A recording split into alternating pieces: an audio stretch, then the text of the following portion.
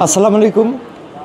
এখন এই মুহূর্তে আছি ঢাকা মেডিকেল কলেজ হাসপাতালে, তিনতলায় ৩০৩ নম্বর ওয়ার্ডে। ঢাকা মেডিকেল কলেজের সামনে আসলে প্রায় মৃত্যু অবস্থায়, অর্ধগলিত অবস্থায় পড়েছিল। তো তখন আসলে আমরা বন্ধুবান্ধবে মিলে চিন্তা করেছি যে একটা মানুষ মাথার ওর এই সাইডটা নাই, এই সাইডটা পুরো পোকায় খেয়ে ফেলছে এবং চোখটুকেও আসলে পোকা ছিল। আমরা বুঝতেও পারি না যে ওর চোখটা ভালো আছে কিনা এবং শরীর পোকায় খাওয়া ছিল। তেমন অবস্থায় পড়ে আছে যে ও হয়তোবা মানে পাগল হোক আর প্রতিবন্ধী হোক এটা আমরা জানি না, মানসিক সমস্যা আছে এটা কনফার্ম। কিন্তু ও হয়তোবা মানে আল্লাহর হয়তোবা কোনো একটা হুকুম বা কি জানি না, যে ও হয়তোবা ভেবেছে যে হাসপাতালের সামনে গেলে হয়তোবা ও চিকিৎসা পেতে পারে। ও এমন একটা অবস্থা হয়েছে, ওর মাথার এই যে কানের এই সাইডটা পচে গেছে বা কি পোকা হয়েছে। এটা হয়তো এই ঢাকার শহর, এই ঢাকার শহরে অনেক সময় লাগে মানে। তো এর আগে ওর পরিবার খুঁজে পাওয়ার জন্য আমরা ভিডিও করেছিলাম। তো সিরাজগঞ্জ থেকে একটা পরিবার রেসপন্স করেছিল এবং দাবি করেছিল প্রাথমিক পর্যায়ে যে ভিডিও দেখার পরে এটা তাদের ছেলে। তো ওই এলাকার নামটা যদি আমি মেনশন করি, জেলা ছিল সিরাজগঞ্জ, থানা ছিল কাজীপুর, ইউনিয়ন ছিল সোনামুখী, গ্রাম ছিল রশিদপুর, আর ওর নাম ছিল রাসেল আর ওর বাবার নাম ছিল রায়েশ। এটা এখনও সত্য মিথ্যা জানি না, কিন্তু এই নামে একজন পরিচয়ে কিছু লোক দাবি করেছিল এটা তার ভাগিনা বাকি ছেলে। তো তাদের সাথে পুরোপুরি কয়েকবার আমার প্রায় 20 বারের মতো কন্ট্যাক্ট হওয়ার পরে তাদেরকে ঢাকায় আসতে বলেছিলাম যে আপনারা ঢাকায় আসেন, আপনারা এসে দেখে যান, এবং তাদেরকে বলেছিলাম যে আপনার যে সন্তান হারিয়ে গেছে আপনারা একটা নিকটস্থ থানায় একটা জিডি করবেন, জিডির মাধ্যমে জিডি কপি সহ আপনারা হাসপাতালে আসবেন। ওনারা হাসপাতালে আসারও কথা ছিল। পরবর্তীতে ওনারা আমার ইউটিউব অথবা ফেসবুকে কোনো জায়গায় ওনারা ওই রাসেলের আসলে ছবি দেখেছে অথবা ভিডিও দেখেছে, তখন আসলে ওনারা অস্বীকার করে যে এই সাইডটা যখন পোকায় খাওয়া, এই একেবারে এই সাইডটা এই থেকে এই পর্যন্ত মানে কান নাই, হাড় উপরে খেয়ে ফেলছে। তো এইগুলো যখন ওনারা দেখে ওনারা অস্বীকার করে একটা পর্যায়ে যে এটা আমাদের ভাগ্নে না। তো কিছু আমাকে ওনারা আসলে মানে কিছু জিনিস বলেছে যে রোগীর হাত দেখি, রোগীর পা দেখি, আমাদের রোগীর হাত এরকম না, আমাদের রোগীর পা এরকম না। তো আমি তাদেরকে প্রশ্ন করেছি যে আপনি আপনাদের সন্তান হারিয়ে গেছে, বাকি এই ছেলেটা মানে যদি সুস্থ থাকতো তাকে কোনো দিন পোকায় খেয়ে ফেলতো না, তার মাথার অর্ধেক। তো আপনারা বলতেছেন হাত কীরকম, নখ কীরকম। তো যেখানে মানুষটারে পোকায় খেয়ে ফেলছে সেখানে আপনি তার নখ কীভাবে চিহ্নিত করবেন? আপনি ঢাকায় আসেন, ঢাকা মেডিকেলে আসেন, আমরা বন্ধুবান্ধবের উদ্যোগে আপনাদের ডিএনএ টেস্ট করাবো। ডিএনএ টেস্ট করানোর পরে যদি দেখা যায় যে এই ছেলে আপনাদের সন্তান, ওর চিকিৎসার সামর্থ্য যদি আপনাদের না থাকে, আমরা বন্ধুবান্ধব দেশবাসী সবাই মিলে সহযোগিতা করে ওর চিকিৎসা সম্পূর্ণ করব। এরপরে মানসিক চিকিৎসার দরকার হলে মানসিক চিকিৎসার একটা উদ্যোগ নিব। এবং আমি বলছি যে আপনারা যদি ঢাকায় না আসতে পারেন, আপনাদের কাছে যদি টাকা পয়সার অর্থ সংকট থাকে, সেটাও আমাদের জানাবেন। আপনারা আসেন, আপনাদের ছেলে হোক আর না হোক, আপনাদের যেহেতু একটা ছেলে হারিয়ে গেছে, ওনারা বলছে ওই ছেলে কথা কম বলে এবং রাস্তায় ঘোরে। তো আমরা যেহেতু ওকে রাস্তায় পেয়েছি এবং ও কথা কম বলে, এবং ওরে যদি আপনারা একটু দেখেন, আর ওনারা একটা ছবি দিয়েছিল, ছবিটার সাথেও কিছুটা মিল আছে। তো এই মিল থাকার কারণে আমরা বলছি প্রয়োজনে আপনাদের গাড়ি ভাড়া আমরা বহন করব, ডিএনএ টেস্ট খরচ আমরা বহন করব, আপনারা ঢাকায় আসেন। পরবর্তীতে ওনারা রেসপন্স করে না। ওনার আত্মীয় স্বজন বেশ কিছু মানুষ আসলে ঢাকা শহরে থাকে। কয়েকদিন পর্যন্ত বলছি, ওনারা কেউ বলে ওনার এলাকায়, যখন আমি ফেসবুকের মাধ্যমে যখন যোগাযোগ করি, ওনার এলাকায় অনেক মানুষ বলে এইটাই রাসেল। ওনার বাবা প্রথমে বলছে এইটাই তার সন্তান, কিন্তু পরবর্তীতে রোগীর কন্ডিশন দেখে, আসলে মাথার একটা সাইড নাই, পোকায় খেয়ে ফেলছে বাটি সহ, এই কন্ডিশন যখন ওনারা দেখছে তখন ওনারা প্রায় অস্বীকার করছে। আমি তাদের দোষ দিচ্ছি না, ওর তো কোনো দোষ নাই বলবো। তো মানসিক রুগী, ও তো কথাও বলতে পারে না। ওর পরিবার, যদি ওনার পরিবার হয়, ওনাদের ভাষ্যমতো তাদের ছেলে কথা কম বলে, কথা বলতে পারে না এরকম না, কথা খুবই কম বলে এবং রাস্তায় ঘুরে। তো আমাদের জায়গা থেকে ওনাদের চেষ্টা করছি যে ওনাদের ডিএনএ টেস্টের খরচ আমরা দিব, ওনাদের মানে গাড়ি ভাড়া খরচ আমরা দিব। ওনাদের বলছি যে আপনারা আসেন, ঢাকা মেডিকেলে এসে দেখা করে যান এবং দেখে যান। আপনারা একটা নজর দেখে যান, যেহেতু আপনারা অনুমান করেছেন যে এইটাই আপনাদের সন্তান। পরবর্তীতে আপনাদের আবার আসলে মন ভেঙেছে বা কি বিষয়দের কি। তো ওনারা বারবার বলেছে যে আসবে, আজ পর্যন্ত ঢাকা মেডিকেল কলেজ হাসপাতালে ওকে রাত 3টা 2টা 2:30টার দিকে গেল 26শে জানুয়ারি 2025 তারিখে ভর্তি করেছি। তো আমরা ওকে অবজারভেশন করেছিলাম প্রায় রাত 11টা থেকে। তো এই পর্যায়ে ওর জন্য যে খরচ, খাওয়া দাওয়া খরচ, বাকি এই যে ওর জামা কাপড়ও, এই যে শার্ট প্যান্টের মধ্যে, লুঙ্গির মধ্যে আসলে প্রস্রাব পায়খানা করে, কথা বলতে পারে না, খাবারও চাইতে পারে না। একটা মানুষের মানে অনেক রকমের অসহায় মানুষ আছে। তো কেউ আছে বোবা, কান্নাকাটি করতে পারে, ও আসলে কান্নাকাটিও করে না। এবং এই যে লুঙ্গিতে জামা কাপড়ে যে প্রস্রাব পায়খানা করে, এইটা আসলে আমরা কিছু পোশাক চেয়েও ফেসবুকে পোস্ট দিয়েছিলাম যে আপনাদের আশেপাশের মানুষের যদি কারো পুরাতন পোশাক থাকে, আমরা তো সবসময় সম্ভব না নতুন পোশাক কিনে আসলে ওর এই যা সব কিছু পরিষ্কার করার। ওর আসলে মানে যারা স্বেচ্ছাসেবক আছে তারা, বাকি আমি, বাকি আরও যারা স্বেচ্ছাসেবক আছে, আমরা বন্ধুবান্ধব প্রত্যেকে ওর হয়তো বা লুঙ্গি, জামা প্যান্ট এইগুলো পরিষ্কার করতে পারতেছি, বাকি ওর ড্রেসিং করার সময় সাহায্য পারতেছি। বাকি ওই যে পোকায় খাওয়া শরীর রাস্তায় প্রায় মৃত্যু অবস্থায় পড়েছিল, যখন ও রাস্তায় পড়েছিল তখন তো ঠিকমতো নড়াচড়া করতে পারছিল না, হাঁটতেও পারছিল না। আর সেই রোগীটা এখন স্বেচ্ছাসেবকদের সেবায়, বাকি ডাক্তার নার্স সকলের সেবায় আজকে দাঁড়িয়ে আছে। তো আমরা বলেছি যে ওনার যে পরিবার দাবি করেছিল যে সেই পরিবারকে আপনাদের সন্তান যদি হয়ে থাকে আগের থেকে ভালো আছে, আপনারা আসেন। এবং ওর যে লুঙ্গি এবং জামা কাপড় চাওয়ার যে বিষয়টা ছিল, যে ওর আসলে পোকা পরিষ্কার করতে পারলেও ওয়াশরুম যে করবে, প্রস্রাব পায়খানা করবে, ওইটা আসলে ধোয়া স্বেচ্ছাসেবকদের পক্ষে সম্ভব না। আর আমি মূলত যখন ওরে নিয়ে ফেসবুকে একটা পোস্ট দিয়েছিলাম, আপনারা জানেন যে এর আগে মাথার অর্ধেক নাই, চোখ নাই, রিয়াদ নামক একটা ছেলেকে ঢাকা বিশ্ববিদ্যালয় থেকে উদ্ধার করে, ফুটপাথ থেকে উদ্ধার করে টানা 72 দিন চিকিৎসাধীন ঢাকা মেডিকেলে ভর্তি ছিল। এই রিয়াদের ঘটনা 72 দিন চিকিৎসা শেষে আপনারা প্রত্যেকটা টিভি চ্যানেল, বাকি পত্রিকা, নিউজের মাধ্যমে আসলে জানতে পারছেন রিয়াদ সম্পর্কে। তো সেই আমি একটা পোস্ট করেছিলাম যে আরেকটা রিয়াদ, ওর একটা ছবি তুলে রাত 11টা বাজে। আপনারা অনেকেই কমেন্ট করেছিলেন, বাকি কল দিয়েছেন যে ভাই রিয়াদের মতো ওকে কোনো চিকিৎসার ব্যবস্থা করেন।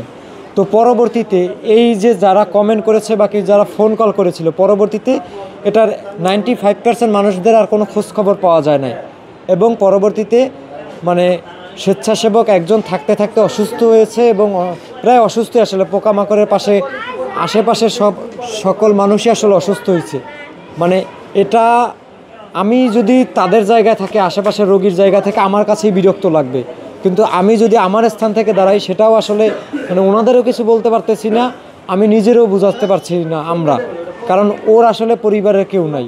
তো ওর গার্ডিয়ান, হাসপাতালের নার্স, বাকি ওয়ার্ড বয়, বাকি আমরা, বাকি আশেপাশের যারা মানুষ আছে, সকলে মিলেই আসলে দেখে রাখে। তো এখন যে কথাটা, পরবর্তীতে একটা ফেসবুকে পোস্ট করেছিলাম যে আমাদের একজন স্বেচ্ছাসেবক লাগে, প্রয়োজনে আমি তাকে পারিশ্রমিক দেব। আমার হাসপাতালে নাইট ডিউটি, আমিও একটা হাসপাতালে চাকরি করি, আমার হাসপাতালে নাইট ডিউটি থাকার কারণে আমি বলেছিলাম যে আমাদের একটা স্বেচ্ছাসেবক প্রয়োজন, স্বেচ্ছাসেবকের থাকা খাওয়া খরচ আমরা বহন করব, প্রয়োজনে পারিশ্রমিক দেওয়া হবে, আপনারা একটা লোকের ব্যবস্থা করেন। আপনারা ফেসবুকের এত সকল মানুষ, কোনো একটা মানুষ একটা স্বেচ্ছাসেবকের ব্যবস্থা করতে পারেননি। বাকি আজ পর্যন্ত ঢাকা মেডিকেল কলেজ হাসপাতালে কেউ একটা পোশাক নিয়ে আসেনি। আসলে এই কথাটা আমি বলতাম না, আজকে বলতে বাধ্য হয়েছি যে 11 বছরের একটা মেয়ে হারিয়ে গেছে। কেউ স্বেচ্ছায় হারায়, আর কেউ অনিচ্ছায় হারায়। এই ছেলেটা অনিচ্ছায় হারাইছে। এই ছেলেটার পরিবারটা খুঁজে পাওয়ার চেষ্টা করতেছি আমরা কতদিন ধরে, সেই পরিবারটা খোঁজার কোনো মাধ্যম হচ্ছে না। কিন্তু যে মেয়েটা স্বেচ্ছায় তার বয়ফ্রেন্ডের সাথে হাত ধরে চলে গেল, তাকে আপনারা বাংলাদেশের টিভি নিউজ, বাকি পত্রিকা নিউজ, বাকি বিভিন্ন কন্টেন্ট ক্রিয়েটর, বাকি বিভিন্ন মানুষের পোস্ট এবং শেয়ারের মাধ্যমে লাস্ট পর্যন্ত বাধ্য করলেন প্রশাসন প্রত্যেকটা জায়গার সিসিটিভি ফুটেজ চেক করে তারপরে বের করেছে যে সে কার সাথে আসলে চলে গেছে, বাকি তাকে কে কিডন্যাপ করেছে। তো বাংলাদেশের মানুষ চাইলে অনেক কিছু সম্ভব। এর আগে বাংলাদেশে 68,000 গ্রাম খোঁজার পরে রিয়াদের পরিবার খুঁজে বের করেছিলাম। রিয়াদের একটা চোখ ছিল না, মাথার অর্ধেক ছিল না। ওকে নিয়ে তো ফেসবুকে পোস্ট করা যায়, রিয়াদকে নিয়ে কোনো ফেসবুকে পোস্ট করা যায় নাই। সেই রিয়াদের তথ্য দিয়ে বাংলাদেশের 68,000 গ্রাম খোঁজার পরে সন্ধান মিলেছিল রিয়াদের মা পাগল, রাস্তার পাগল, আর রিয়াদ ছিল বুদ্ধি প্রতিবন্ধী। সেই সাহায্যটা কিন্তু ফেসবুকের কল্যাণেই হয়েছিল, আপনাদের সকলের কারণে। তো আমি বলতে চাই যে এর আগে যেহেতু আপনারা 68,000 গ্রাম খুঁজে রিয়াদের মাকে বের করেছিলেন, রিয়াদের মা ছিল রাস্তার পাগল, সেই আপনারা সবাই আবার একত্রিত হন, আমরা সকলে মিলে এই মানুষটার পরিবারের কাছে যেন ফিরিয়ে দিতে পারি। সে হয়তো বা পরিবার থেকে হারিয়ে গেছে, বাকি তার থেকে পরিবার হারিয়ে গেছে, যে কোনো তো একটা। তো আমরা সবাই সকলের জায়গা থেকে যদি চেষ্টা করি, এই যে মানে যে স্বেচ্ছায় পালিয়ে গেল, যে স্বেচ্ছায় আত্মগোপনে ছিল এই 11 বছরের মেয়েটা, তাকে আপনারা ঠিকই খুঁজে বের করতে পেরেছেন, তার কিন্তু প্রয়োজন ছিল না সে। আর এই মানুষটা হয়তোবা পরিবারটা কাছে পেলে সে মানসিকভাবে শান্তিতে থাকতে পারবে। আমরা যে পারিশ্রমিক দিয়ে স্বেচ্ছাসেবকদের রেখেছি, ওর পরিবারটা পেলে সেই স্বেচ্ছাসেবকদের হয়তোবা টাকা দিয়ে আমাদের রাখতে হবে না। এখন পর্যন্ত ওর জন্য আপনারা প্রায় 14 থেকে 15,000 টাকার মতো সম্পূর্ণ মিলিয়ে আপনারা সাহায্য পাঠিয়েছেন, কিন্তু ওখানে ওর জন্য প্রায় কিন্তু খরচ আরও বেশি, খরচ কিন্তু ডাবলের থেকে বেশি। ওর জামা কাপড়, খাওয়ান খরচা, বাকি আদার্স টেস্ট, এই যে আজকে টেস্টের রিপোর্টও দিয়েছে। একটা টেস্ট করতে দেওয়া হয়েছে কোথায়, ওইটা রিসিভ কোথায়, ওইটার মানি রিসিভ কোথায়, মিরপুরেরটা। এই যে টেস্টের আজকে 2টার রিপোর্ট দিয়েছে। আপনারা যদি কেউ সরাসরি রোগীকে কাপড় দিতে চান, আপনাদের ফেলে দেওয়া পুরাতন কাপড়ই যদি কেউ দিতে চান, ঢাকা মেডিকেলের 303 নম্বর ওয়ার্ড, নাক কান গলা বিভাগ, এইখানে এসে যোগাযোগ করবেন। ওনাকে এই যে ঢাকা মেডিকেলের 2টার টেস্টের রিপোর্ট দিয়েছে আজকে, আর একটা এই যে দিয়েছে। এরপরে এই টেস্টটা করতে দেওয়া হয়েছে, ওরে মাথা থেকে আসলে পোকায় খাওয়া যে মাংস, এই মাংস নিয়েছে টেস্টের জন্য। এই মানে ওর ভিতরে কি ক্যান্সার কোনো জ্যাম বেঁধেছে কিনা, বা কি অন্য কোনো সমস্যা হয়েছে কিনা, কতদূর কি পর্যন্ত, এইগুলোর আসলে টেস্ট নিয়েছে। এটা রিপোর্ট কবে পাওয়া যাবে? 14 দিন পরে। 14 দিন পরে কালকে পাওয়া যাবে, একটা আগামীকালকে পাওয়া যাবে, আর একটা 14 দিন পরে পাওয়া যাবে। তো যাই হোক, এটা হচ্ছে ভর্তি ফর্ম। কেউ যদি আসলে দেখতে চান, অজানা নামে ভর্তি করানো হয়েছে, আমরা আসলে নাম জানতাম না। তারিখটা কত? তারিখ হলো 27 তারিখ, ঠিক আছে, 27 তারিখ রাত্রে আর কি।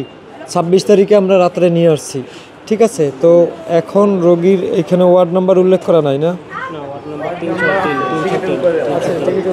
আচ্ছা, যাই হোক, নাম্বারটা হচ্ছে আপনার এখানে দেখেন, 303 15 নম্বর হচ্ছে।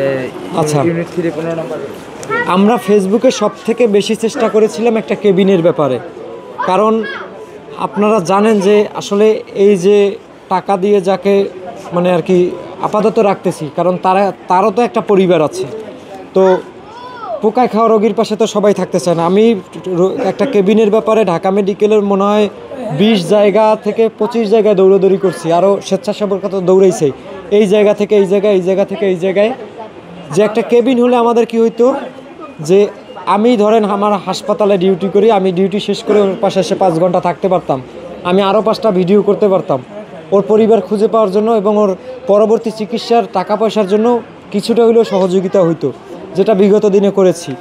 এবং আরও বাকি বন্ধুবান্ধব, বাকি কলিগ, ঢাকা শহরে প্রত্যেকেরই ভাই আসলে কর্মসংস্থান আছে, বাকি চাকরি আছে, সবাই চাকরিজীবী, কেউ নাইলে ব্যবসা করে, নাইলে কেউ স্টুডেন্ট। তো প্রত্যেকের জায়গায় লাইফ নিয়ে ব্যস্ততা আছে। তো কেউ চাইলেই আসলে 24 ঘন্টায় পোকায় খাওয়া মানুষের পাশে থাকা সম্ভব না। তো সেই কারণে আমরা একটা কেবিনের ব্যবস্থা করতে চেয়েছিলাম, যে একটা কেবিনের ব্যবস্থা হলে আমার একটা বন্ধুকে আমি রিকোয়েস্ট করে 5 ঘন্টা রাখতে পারলাম, 2 ঘন্টা রাখতে পারলাম।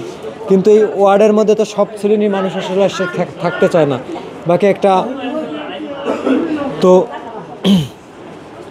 কিন্তু আসলে দুর্ভাগ্যবশতভাবে সেই কেবিনের ব্যবস্থা আমরা করতে পারিনি। তো কৃতজ্ঞতা এই ভিডিওর মাধ্যমে আরটিভির সাংবাদিক ভাই সায়েম ভাই, উনি আসলে ওকে নিয়ে নিউজ প্রচারের জন্য কাজ করেছে, এবং ওনার মাধ্যমে আসলে এই ওর ওই অজ্ঞাত যে রাসেল, মানে ওই যে পরিবার দাবি করেছিল সেই অনুযায়ী নাম রাসেল, তো এই রাসেলের চিকিৎসাটা আগামীতে আমাদের জন্য অনেকটা সহজ হয়ে গিয়েছে। আরটিভির সায়েম ভাইয়ের মাধ্যমে। এক্ষেত্রে সায়েম ভাই এবং আরটিভির জন্য আমাদের কৃতজ্ঞতা স্বেচ্ছাসেবকদের পক্ষ থেকে, কারণ ওনারা যদি এই হাসপাতালে এসে একটু দৌড়দৌড়ি না করতো ওনাদের জায়গা থেকে, তাহলে আসলে ওনারা দৌড়দৌড়ি করছে নিউজ পারপাসে, কিন্তু সেটাই আসলে ওর জন্য একটা সহজ মাধ্যম হয়ে গেছে। এবং বেশ কিছু টেস্টও আসলে পরবর্তীতে আমাদের ফ্রি করতে দিয়েছে ঢাকা মেডিকেল কর্তৃপক্ষ।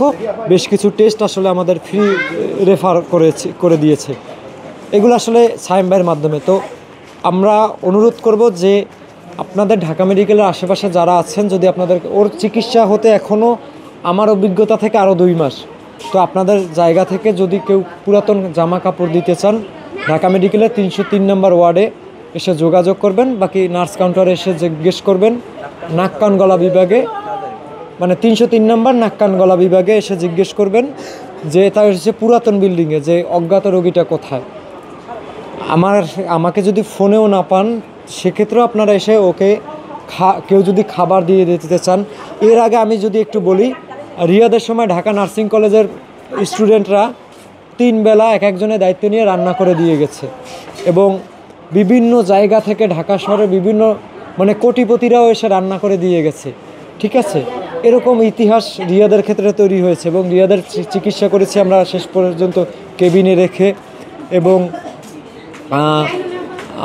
মানে বিভিন্ন জায়গা থেকে নোয়াখালী বাকি লক্ষ্মীপুর বাকি বরিশাল বিভিন্ন জায়গা থেকে আসলে রিয়াদের জন্য বক্স নিয়ে টাকা কালেকশন করে আমার কাছে পাঠিয়েছিল।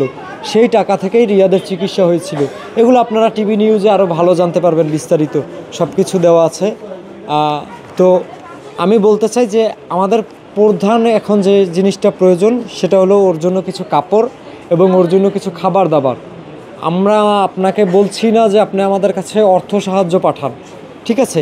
আপনার জায়গা থেকে যদি কাপড় এবং খাদ্য দেওয়া সম্ভব হয়, আপনি অবশ্যই ওর জন্য আপনার জায়গা থেকে এগিয়ে আসুন এবং ওর জন্য দোয়া করবেন, এবং ওর পরিবার খুঁজে পেতে অনুগ্রহ করে ভিডিওটা শেয়ার করবেন। আমি প্রত্যেককে বলতে চাই যে এই যে 11 বছরের মেয়েটাকে আপনারা ভাইরাল করে তার পরিবারের কাছে ফিরিয়ে দিলেন। আপনারা যে অনিচ্ছায় হারিয়ে গেছে, যে অসহায়, কথা বলতে পারে না, খাইতে পারে না, মাথার অর্ধেক নাই, পোকায় খেয়ে ফেলেছে, তার পরিবারটা আপনারা খুঁজে দেন। তার পরিবারটা খুঁজে পাওয়ার জন্য আপনারা আপনাদের আশেপাশের সকল মানুষের সাথে ওর বিষয়টা নিয়ে কথা বলেন, বাকি আপনারা ভিডিওটা শেয়ার করেন। আপনারা তো মানে আমার ফেসবুক ফ্রেন্ড লিস্টে 4000 মানুষের মধ্যে মনে হয় 3990 জন মনে হয় এই 11 বছর মেয়েটাকে নিয়ে পোস্ট দিয়েছে। অথচ এই ওরে নিয়ে, এই রাসেলরে নিয়ে, ও যেই প্রায় 10 দিন যাবৎ চিকিৎসাধীন ঢাকা মেডিকেলে আছে, ওর জন্য 10টা মানুষে পোস্ট দেয় নাই।